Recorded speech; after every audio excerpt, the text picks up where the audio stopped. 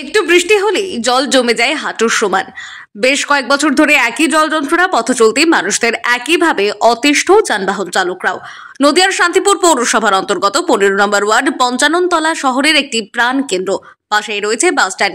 একটু এগোলেই শান্তিপুরের ঐতিহ্যবাহী শ্যামচাঁদ মন্দির। তার সন্নিকটে গুরুত্বপূর্ণ রাস্তাটি দীর্ঘদিনের বেহাল অবস্থা।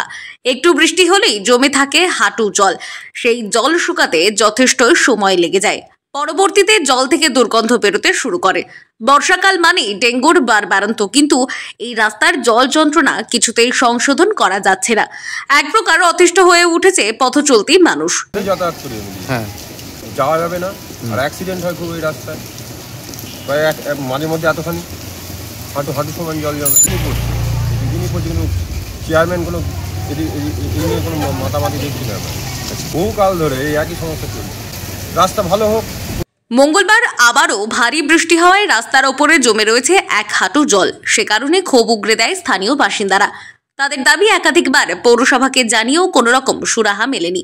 তারা চায় অবিলম্বে এই রাস্তার নিকাশি ব্যবস্থা ঠিক করা হোক। অন্যদিকে এই প্রসঙ্গে শান্তিপুর পৌরসভার চেয়ারম্যান সুব্রত ঘোষকে প্রশ্ন করলে তিনি জানান, বিষয়টা হচ্ছে এই যে রাস্তাটা আমাদের 34 নম্বর জাতীয় সড়ক, এটা পিডব্লিউডির এখতিয়ারভুক্ত।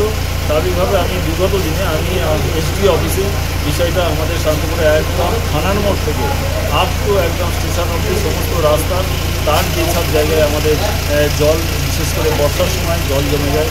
আপনি পঞ্চাননতলা বলুন, মালাপাড়ার মুখ বলুন, আমাদের কলেজের মুখটাই বলুন, আমরা বিভিন্ন জায়গায় যে জায়গায় জল স্ট্যাগনেট হচ্ছে সেই সব জায়গায় ইতিমধ্যেই আমাদের এসডিওর কাছে আমরা অলরেডি তার প্রপোজাল দিয়েছি।